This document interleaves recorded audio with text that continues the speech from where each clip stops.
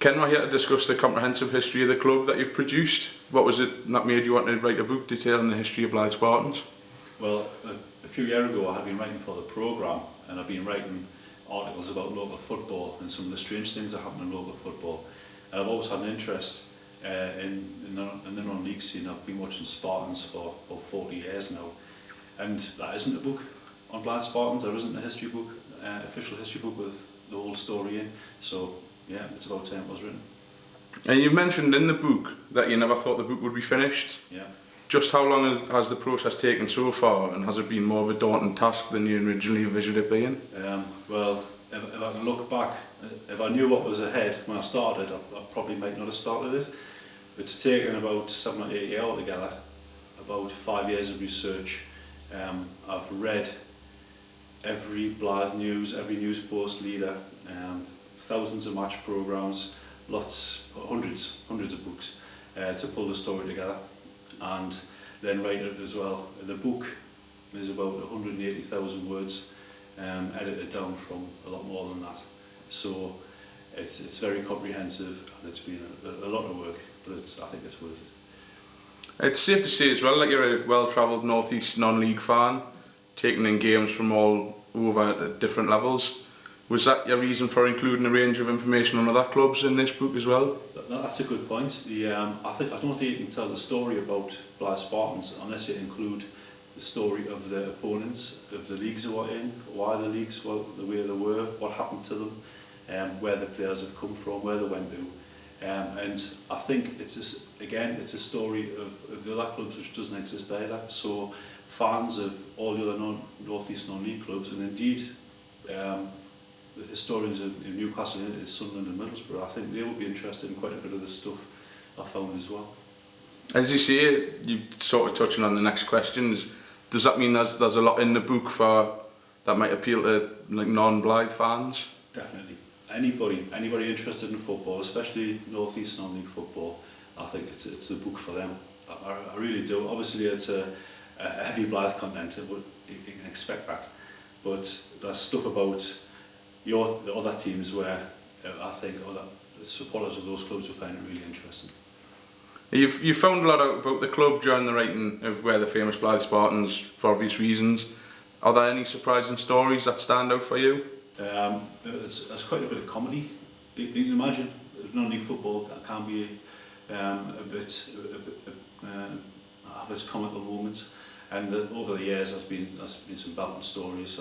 There's even one occasion where Blyth lost a game because a dog scored a goal against Blyth, so we lost 2-1.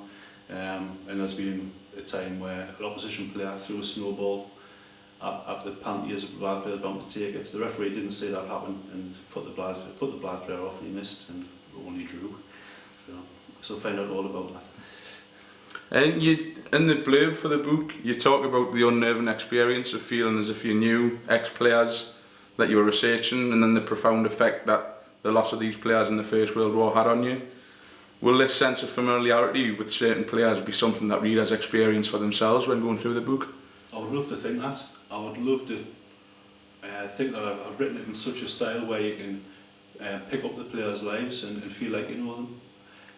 You're right, when you say I can't remember the exact total, but there was about 8 or 9 Blyth players lost their lives in the First World War, and it's their story as well.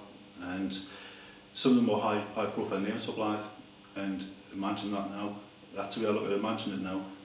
So yeah, these are ordinary lads from Blyth, and they were great for Spartans, but they didn't come back.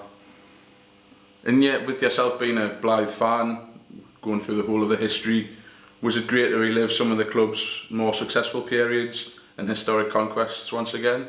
Yeah, I think every Blyth fan would enjoy that. I also enjoyed how you would be researching the season, you think, well, this is going really badly, I wish they would win the next match, and the results pick up and suddenly you finish mid-table. And so looking back, the season doesn't look like that was that bad, but it was terrible. And it happens the other way as well. You think, I can't remember who won the league this year, and of course it didn't, because they lost the last 5 games or something like that. And there's a lot to pick from for different eras and different games. Do you have a favourite Blyth moment? For me, I think it's a generational thing, and a lot of people would pick the 77-78 cup run. But I like to look away from that because I was brilliant, obviously, but there's other things that have happened. And to me, when we played Hull City in a FA Cup second round, replay at Croft Park, it finished 2s each, and it was just the best game of football you could ever see. There was some great goals by Blyth players, and yeah, that was top. I wish I could relive that game. And now the book is finished, the battle's only half over. Where do you stand in terms of funding for getting the book published? Well, the book is going to be published in conjunction with the Supporters Club. The funding at the moment is minimal, and we need money in before we can get the book printed, really.